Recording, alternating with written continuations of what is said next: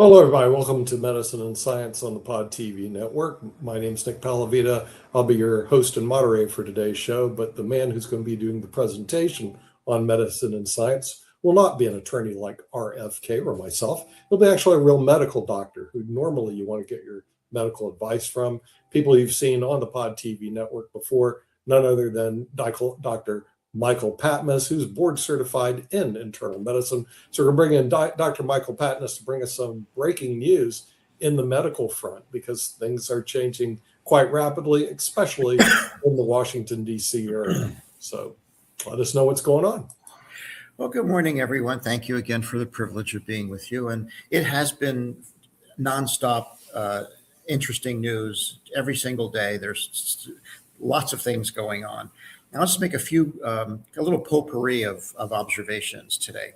First of all, I was pleased to see that Dr. Casey Means, who is the Trump RFK nominee for Surgeon General, had a very tough session in Congress in her interview in the Senate. And I don't think she fared very well. What I was pleased about is because for months now, about 6 months ago, I wrote quite a bit about delving into her background and raised the question about the fact that she's not qualified. She never finished her residency program. And it's very odd that she went almost all the way through her residency and quit at the very end. You know, if she was basically, it's like quitting 50 feet from the end of a marathon. Why would you do that? Would you just walk across the finish line and get your medal? So had she just lasted a few months more, she would have finished her residency, and then she could have become board eligible. She would have been board certified. She would have been board eligible. She could have taken the test and been board certified, and at least had that credential. She didn't have to practice ENT medicine. I mean, just because you finish a residency, if she didn't really like ENT, she could say, "Well, I don't want to do that." But at least she'd have that board eligibility. Otherwise, she wasted her entire residency. Imagine wasting 5 years of grueling postgraduate training after medical school and quitting with a few months left to go. It just doesn't pass the sniff test. There has to be something more going on there. And that issue did come up during her hearing, and a lot of people have been writing about this. Now, I think I might be the first, but a lot of people have been writing about the fact that she has very peculiar and inadequate qualifications. She doesn't have an active license to practice medicine, and she is not fully trained. She's not board eligible or board certified. So she's really not qualified to advise the country on matters of public health as a Surgeon General. She doesn't have anything like the qualifications of prior Surgeon Generals. And I'm glad that her qualifications are being looked at. I've been pounding away at this issue of verifying and delving into the qualifications of these physicians who have been appointed into prominent positions of power in the administration, because across the board, none of them are qualified. Another example, and one that has gotten, I think, some attention that was well deserved, is Dr. Jay Bhattacharya. For those who are familiar with who he is, Dr. Bhattacharya is a Stanford professor who was appointed to run the NIH and who just a couple of weeks ago was appointed in a shakeup to run CDC. And that got a lot. It's surprising that got his appointment to CDC, it seems to me, got more attention from folks than his appointment to NIH, which is just as problematic. Why is Jay Bhattacharya's appointment to NIH and CDC problematic? He's unqualified. Casey Means at least did most of a residency and was this close to finishing. Bhattacharya has no training after medical school at all, not a single day. He never even did an internship. He never did a residency. He never did a fellowship. He is not board eligible. Of course, he's not board certified. He has no medical license and doesn't qualify for a medical license. He has never taken care of a patient. He has no hospital medical staff membership and no clinical privileges. So how can the NIH website refer to him as a renowned doctor? You can't be a renowned doctor if you don't even have a license to practice medicine and don't qualify for one and have never seen a patient? How can you be a renowned doctor if you've never taken care of a sick person? Seems to me that being a renowned doctor means you're a good doctor and you're recognized for that. He's not even licensed. He never even did an internship. He is an economist, despite the fact that the NIH website refers to him as an epidemiologist. He is not an epidemiologist. To be an epidemiologist, you have to have a master's degree or a PhD. He doesn't. His degrees, he has an undergraduate degree, he has an MD degree, nothing more, and then he has a PhD in economics. He's an economist. If you look at his CV, all of his research, all of his publications are on economic policy. He doesn't do bench research. He's not trained in molecular biology, doesn't work in a lab, hasn't done clinical research. He's done economic research and policy research, which is pretty much all opinion-based. And he's a hardcore Trump MAGA supporter. The quality of his work is really questionable. His most famous article, The Great Barrington Declaration, doesn't even have a bibliography, not a single reference. I don't know about you, but if you have kids and you help them with their homework and they're writing a paper, I think you learn in 6th grade to put in references, on a scientific article. Well, the Great Barrington Declaration doesn't even have a single reference. So it's all made up. Anyhow, his appointment to CDC is shocking because he doesn't know anything about infectious diseases or epidemiology or infection control or disease prevention. He's completely and utterly unqualified from a clinical point of view. He's completely and utterly unqualified from a research point of view. He doesn't do the kind of bench research that is important to have an understanding of to be the NIH director. And he's completely and utterly unqualified from a management point of view. He has no management credentials, no management training, no MBA, no experience running large organizations. Now, here he is running 2 very large organizations. So he's unqualified. He's the trifecta of being unqualified. He's unqualified clinically, scientifically, and managerially. Now, one last point I will make is another doctor I had profiled was Dr. Abraham, who was appointed as the CDC chief medical officer or something to that effect, just one step below where Bhattacharya is. Well, he resigned abruptly. I don't know. No, we don't know why, allegedly for family reasons. But he resigned abruptly. And the thing to know about Dr. Abraham is that he also has no qualifications. His qualifications, so he's a veterinarian who then went to medical school and did 1 year of internship. Well, that's 1 year more than Bhattacharya did. He did 1 year of internship and then has been a practicing rural GP in South Central Louisiana for 30 years and become notorious in the state of Louisiana for being one of the most prolific prescribers of narcotics and opiates. So we hear a lot about the opioid crisis. Well, Dr. Abraham is one of the, I think, top 2 or 3 prescribers of opiates in the entire state of Louisiana. Has no hospital experience at all, no training in infectious diseases, no residency, no fellowship, no board certification. Well, he was at CDC and he just resigned. And it was and right after that, Bhattacharya came in. So what we're seeing across the board in the Trump administration is physicians who are unqualified and who actually have, embellishments and even fabrication on their credentials. I mean, it says right on the NIH website that Dr. Bhattacharya is a renowned physician and scientist. I'm sorry, but you have to do an internship, Jay. Yeah, that's like basic. You got to do an internship. You can't practice medicine. Anyhow, that's that. Now I wanted to segue to this year's respiratory virus season. It's quite bad. I have some numbers for you that I think you're going to find shocking. I would bet you that if you were to ask people what the numbers are for influenza and for COVID just this season, just since October, the respiratory season, what are the numbers? Well, here they are, and you better sit down because these are pretty shocking numbers. Just since this season, since October, we're talking about a few months, there have been 25 million cases of influenza documented.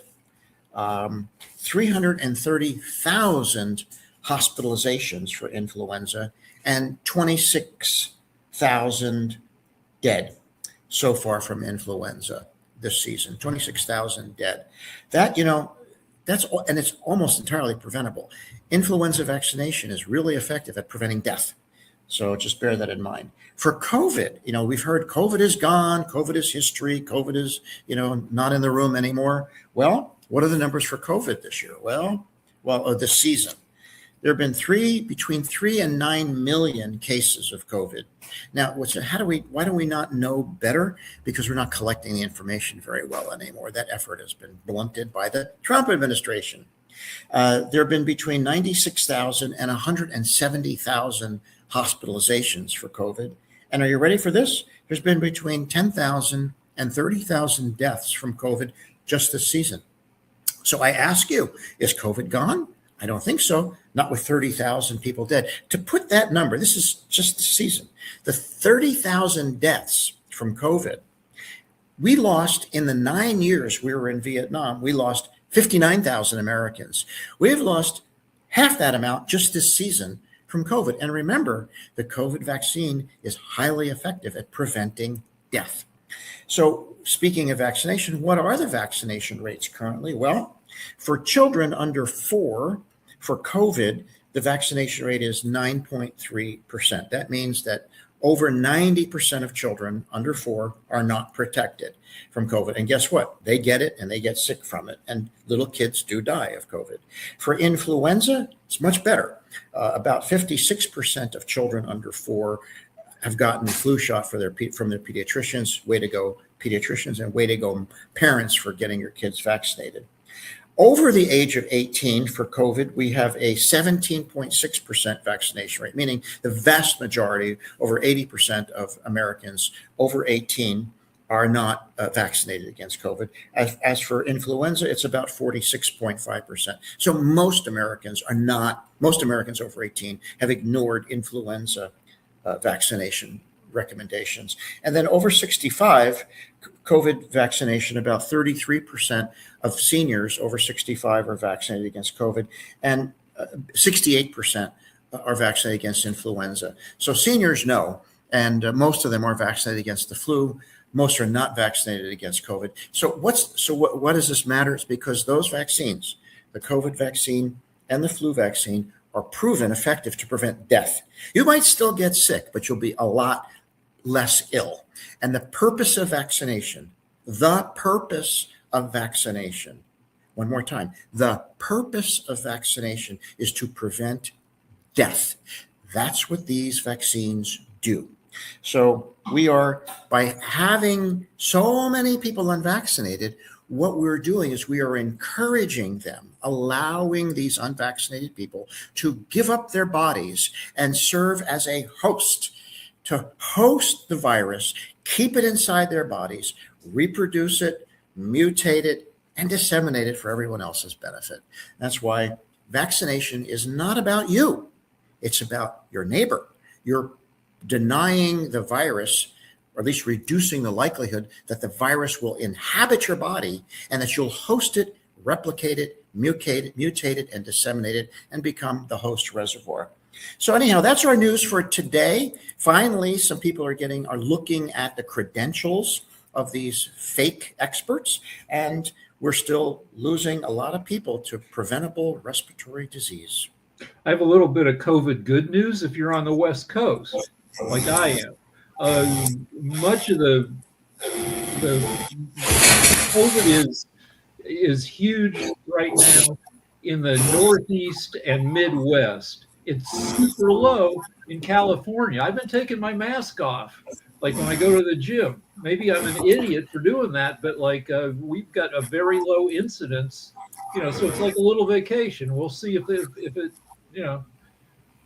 Well, California, I'm licensed in California, and California Department of Health and the county health agencies in California are pretty good. I mean, they have the right thinking. They're not listening to these fakers at CDC.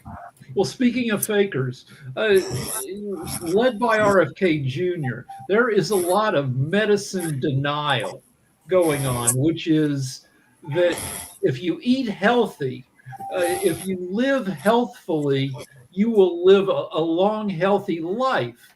And if you look at, I mean, okay, yeah, you might end up visiting the doctor less, but people still get sick. Like a third of all cancers, maybe half, you probably know the number. They don't know what caused it. It wasn't because you had too many sandwiches. And if you look at the improvements in life expectancy since 1990, I just looked it up, 35 to 73% of the improvements in life expectancy are due to improvements in medicine, not from eating better or from, and accusing people of, of not eating well. And that's like blaming the victim. It's like people. It's a typical RFK shallow argument with a nubbin of truth. Yeah, no one is arguing we should eat healthy and exercise and be healthy. Doctors, as long as I've been a doctor 50 years nearly, and we've always said that. That's not new. Robert Kennedy is not being innovative and striking out when he talks about eating healthy and being healthy. And sure, if you're eating healthy, you're going to have a little better resistance. But bear in mind, there are a lot of infections that do not care at all how healthy you are. You can be very healthy. If you get rabies, you're going to die. It doesn't matter how healthy you are. There's a lot of viruses that just don't care about that. And remember, the Spanish flu killed 50 million people around the world. And guess whose primary victims were? Healthy young men. They talk about the Amish. They like to talk about RFK. They like to talk about how the Amish don't vaccinate, they never get sick. And if you look at the actual statistics, they get sick a lot. Yeah. The thing that gets me, Dr. Patmos, is the qualifications of the people that are running the health. And this is absolutely wrong. And we can start from the top down. And the top is Robert Kennedy. Robert Kennedy is an environmental lawyer. He has no background whatsoever in medical sciences, and he should not be running Health and Human Resources because he doesn't know anything. But to make matters worse, and the things that you brought out today, which I think is very important for people to know, and I'm going to start with Dr. Means. She seems like a really nice person, but she's not licensed. The lawyers that are listening to this realize there's a big difference if you received a Juris Doctorate degree and you pass the bar. If you pass the bar, you're licensed and you can practice and you can see clients. It's a whole different thing than just getting a JD. It sounds to me Dr. Means got an MD, but she never got licensed, which means she cannot practice medicine. I can tell you this after practicing law for 41 years. There's a big difference between a JD and a person who passes the bar and a person who practices. So this is very dangerous, especially in a high-level position, to have a person that unqualified in that position. And I'm going to go beat on Dr. J. And by the way, these people all come from Stanford. I went to the University of Miami, which is the Miller School of Medicine, and I went to my classmate was Stuart Miller, who basically donated $100 million to make it the Miller School of Medicine. And hopefully in Miami we do not have such problems as apparently they do in Stanford. Okay, and I think they discredit Stanford from both these people graduating from the school and becoming pretenders. But let's take a look at him. Like as you said, he's not licensed, which means he gets an MD degree, but he's never practiced. As we used to say in law, he's never met a client. So how can he have any high-level responsibility in anything in the United States? It boggles my mind. He should not even be up. And you and I know both that no good medical group or hospital would hire him. Why? Because he can't see anybody. Right. I mean, it's like I can't hire a lawyer and say, hey, you come work for my law firm, but we got a little problem. Why? You can't see a client because you haven't passed the bar. This is what I'm telling attorneys that know this is a major problem that this administration has. It's hiring obsequious sycophants to get into positions of authority that don't have a clue what they're doing. So now I'm off. Here's a book. Casey Means has written a best-selling book called Good Energy, The Surprising Connection Between Metabolism and Limitless Health. What if depression, anxiety, infertility, insomnia, heart disease, erectile dysfunction, type 2 diabetes, Alzheimer's, dementia, cancers, and many other health conditions that torture and shorten our lives actually have the same root cause? And so she's arguing that if you can get good energy, that's the name of the book, into your body, you can fight all these diseases. When really you want somebody as Surgeon General to say, yeah, if you get sick, you want medicine to fight these diseases, not good energy.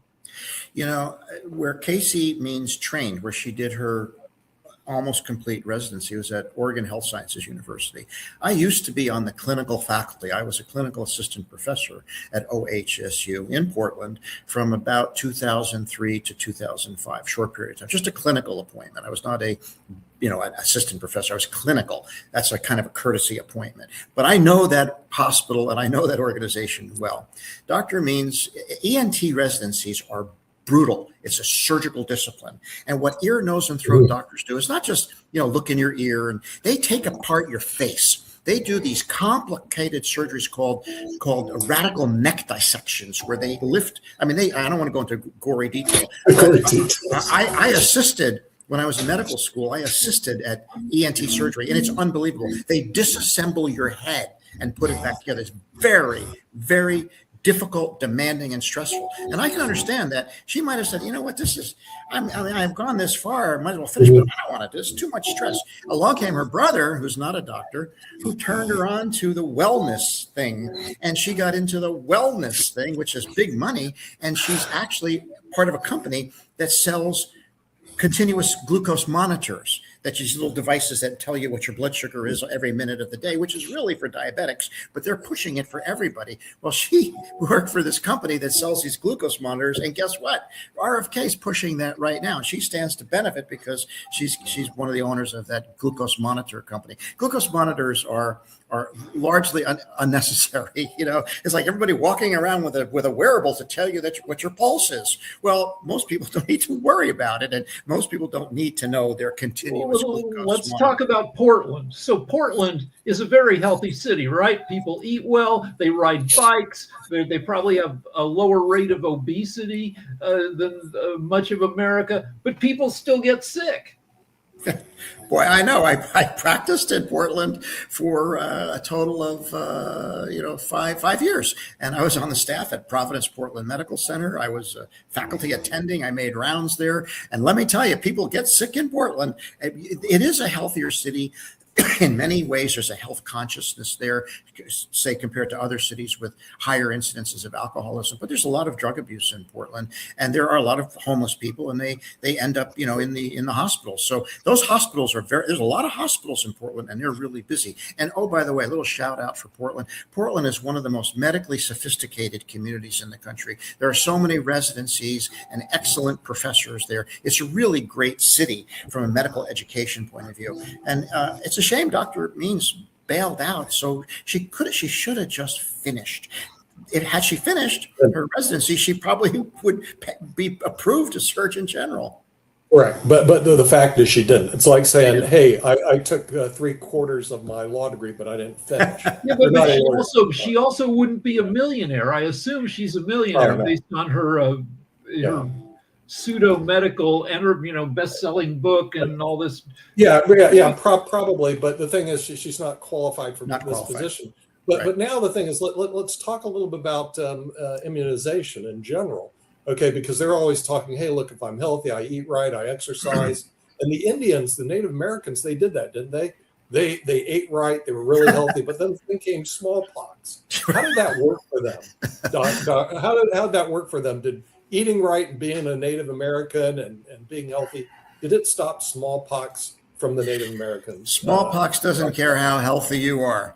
And, I spent many years in Hawaii, and I can tell you that what happened when Europeans invaded the United States and invaded Hawaii, they brought diseases with them that wiped out these indigenous populations. Yeah. I mean, most of the indigenous population of the Hawaiian Islands were decimated when the white man came. We brought tuberculosis, venereal diseases, smallpox, lots of, these people had no immunity to this. They just got wiped out. Same thing happened, in North America as well with our indigenous population here. No, we've not been great friends to these indigenous people. Well, I've got okay. I'm eating right. I'm healthy. I work out every day. Now the thing is, I don't want to get vaccinated from polio. If I eat right and I'm healthy, I work every day. Will polio leave me alone? No. Really? Viruses, you got to remember, it's nice to be healthy, gives you a little bit of an advantage, but lots of viruses, many viruses, it doesn't matter how healthy you are. In fact, being healthy means you have a good, vigorous immune response, and it's the vigorous immune response that's responsible for a lot of the pathophysiology in these viral diseases. It's not the virus itself; it's the inflammatory cascade that it develops that causes the problem. So, no, being healthy does not. I've seen many.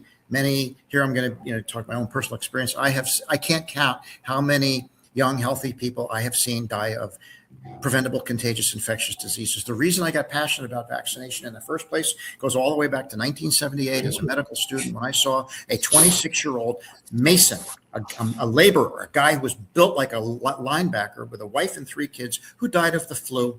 And I had to tell his wife that her husband was dead. And I'll never forget her words. She said, "How could he die? He was so healthy." I'll never forget that.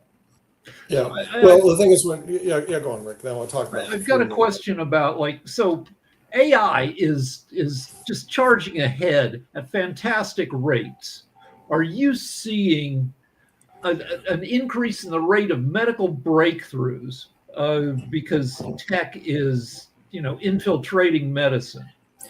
That's a great question. There are a lot of areas. Well, I will reflect back to a continuing education course I took at Harvard a couple of years ago, where they identified the 5 top trends in healthcare. And one of them was artificial intelligence. And AI is being used extensively now already in like radiology, when they look at CT scans and mammograms. The AI is able to calculate the number of microcalcifications, and it's doing a really good job already in widespread use in many areas. What the folks at Harvard, the professors at Harvard said is that AI will not put doctors out of business.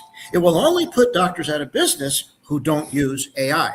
So how are a lot of doctors using AI? And they're using it as a tool to help their thinking, their thought process, and come up with lists of possibilities. But I think doctors realize that it's not infallible. AI can sometimes generate these delusional responses, but it can be a good source of information. And I use AI all the time to ask a question like, what are the 10 most common causes of this, or what are the 10? So it's a useful tool, but all it is a tool. But I think it's a tool that can make a doctor more effective, much like other online sources and even search engines. I mean, you just have to be scrupulous and fact check what you're getting back.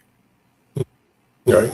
Now we'll talk about the flu in just a moment, Dr. Patmos. Apparently, you said that there's 25 million cases of flu. Yeah. And of that, 26,000 people have died.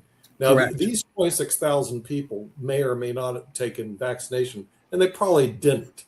And instead, they were misguided. And the thing is, let's say they went to your the book, and the thing is, they said, well, what we're going to do is we're going to go to alternative medicine.